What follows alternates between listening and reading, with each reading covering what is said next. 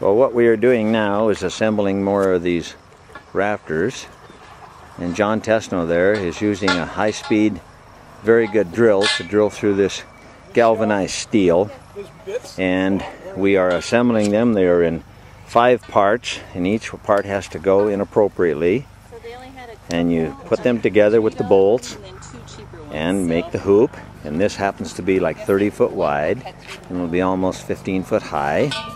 And there's Jill and Kayla over there.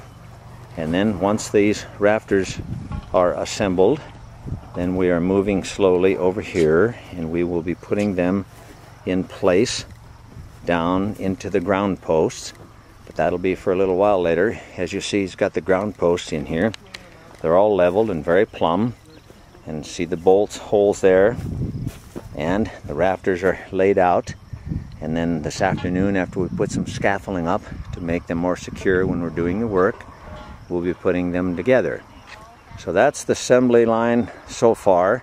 We have, I think, 18 of these to put together, and sometime in about an hour or so we'll have them all assembled, and then we will be putting them up.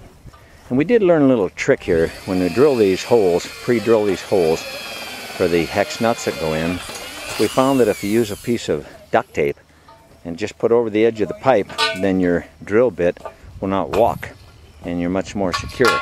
So you can drill it much more easily. It doesn't slide up and down the rafter. So you see him drilling right there, and then put a piece of duct tape and it holds it right exactly in place.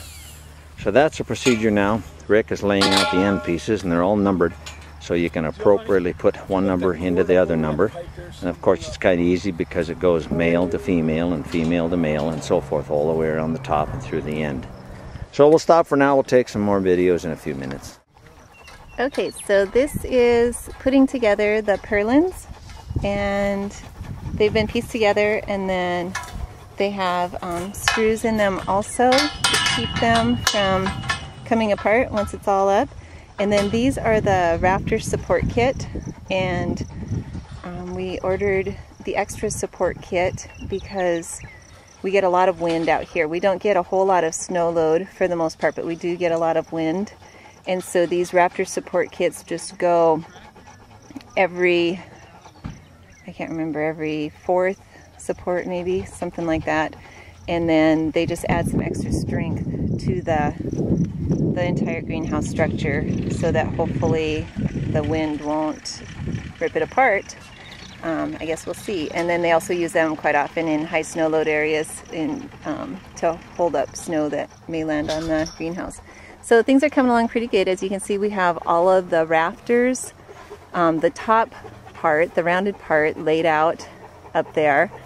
And then we have the scaffolding set up, and we're getting ready to put the first end rafter up. And then at some point we will also attach coverings to those end rafters. The kit supplies kind of a fiber plastic stuff with a zipper in it for the ends, and I think we might use that on one, and then on this other end that gets the most of the wind, we're going to put a heavier, I don't know, maybe polycarbonate or Phylon or something like that. That would be a little bit stronger to hold up this windy end, and we'll see how that goes. We're kind of still putting our plan together for that. Alright, we have 4 rafters up, only 15 to go, but kind of getting into a system now. We put the big rafters up, put one up, and then they have to put the purlins across to strengthen it and hold it into place. So as we go, it gets a little faster each time because everybody kind of knows what their part is. Okay, today is Sunday, September 9th, 2012, and we are putting up the polycarbonate panels on the north end of the high tunnel greenhouse.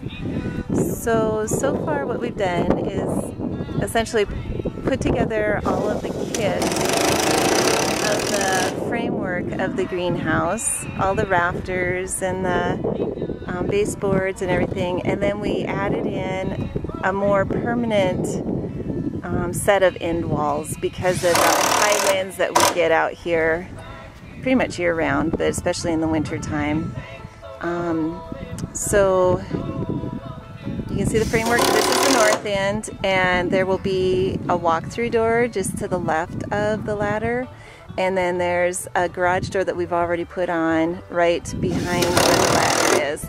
It's just a simple roll-down garage door like you see on storage sheds and that sort of thing, and hopefully that will hold up to the winter weather that we get. We decided to use corrugated polycarbonate panels on this end of the greenhouse for this first year to strengthen it up. We talked about a lot of different things, just using like plywood or tin or the pylon like you put on the roofs of patios and decks, that sort of thing. That's also allows some sun to come through, but it's made out of fiberglass instead of the polycarbonate. And then we also talked about polycarbonate that was other colors, not the clear, and I'm kind of a sucker for having as much light come through and being able to see as much as I can. And this is the end that will look out onto Bear Butte, so that's kind of nice. When I'm working in the greenhouse, I'll be able to see kind of the weather going by on the Butte side. So we're doing sheets that are 2 feet wide, and then we custom cut them to the length that's needed. And so we got some various lengths of polycarbonate panels. We're working with 8-foot lengths right now that we're cutting down to size, and then it also comes in 10-foot lengths and 12-foot lengths. So on that other end over there where we don't have a walk-through door, we'll be able to use a full 12-foot length or 2 over there. So yeah, so it's a nice day in September, great temperatures, just in, I don't know, maybe 80, low 80s today. Very little breeze, as you can tell from the tarp up there, and it's just kind of providing some shade for us and the dogs while we're working. And it's a beautiful day at the gardens today. It's Saturday, September 15th, and we actually got the plastic covering on the high tunnel greenhouse today. So we're pretty stoked about that because that's been a long ways in the making. We started working on this high tunnel in, I don't know, May probably, with the digging of the holes and the pouring of the concrete and the footings for everything. And so it's been a long process. But today was a really excellent day for putting the plastic on because you really can't have hardly any breeze whatsoever.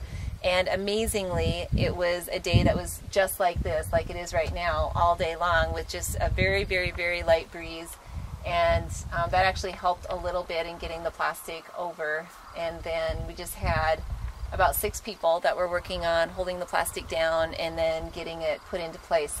And it worked. We probably could have used a couple more, but that was what we had, and so it worked. So this is a 30 by 72 high tunnel. And we still have the roll-up portion to finish. So basically you just assemble all of these conduit pipes sort of things that are laying along here, and then you have a crank system that will crank up the sides on both sides when you want the ventilation to go through.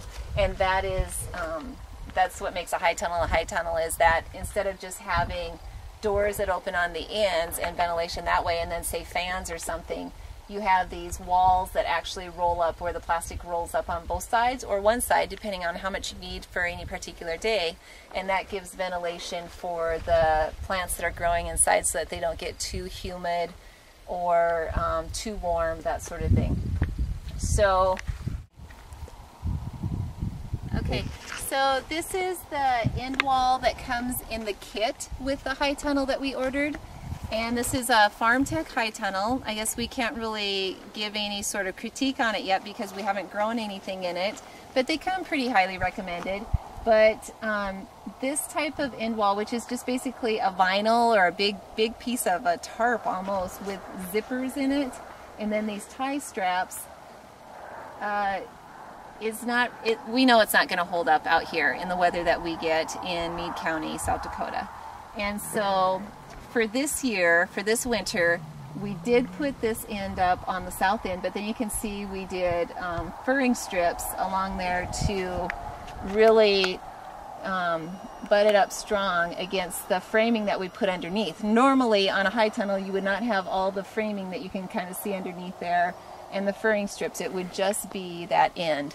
But because we do get some pretty ferocious winds out here and some storms and blizzards from time to time, we decided that we would do that and try to keep it as strong as we can. And for the stuff that I'm going to try to grow this fall, we really shouldn't need to be able to open up that end because we can roll up the sides if we need to. So that's the accommodations we've made for the weather that we have here. Okay, so this is kind of a close-up section on how we attach the U-channel, which is this part right here. It's just an aluminum channel, to the ribbon board, which was, when you have the roll-up side, essentially the roll-up side will come up to this point here. And then in order to hold the plastic down, you use what's called wiggle wire. And you just kind of bend it into place. It's not hard at all to put in there. You need a couple people to hold the plastic down taut so that you kind of have this drum-like effect on the top. And then you just get that wiggle wire all the way along the channel that's on the ribbon board here. And this is what holds the entire plastic essentially onto the greenhouse structure, is just this channel and this wiggle wire. So it goes along both sides, the whole 72-foot length on both sides, and then it goes up over the tops of the ends also, the channel and the wiggle wire. You can't see it from here, but that's what holds the plastic up on the end pieces also.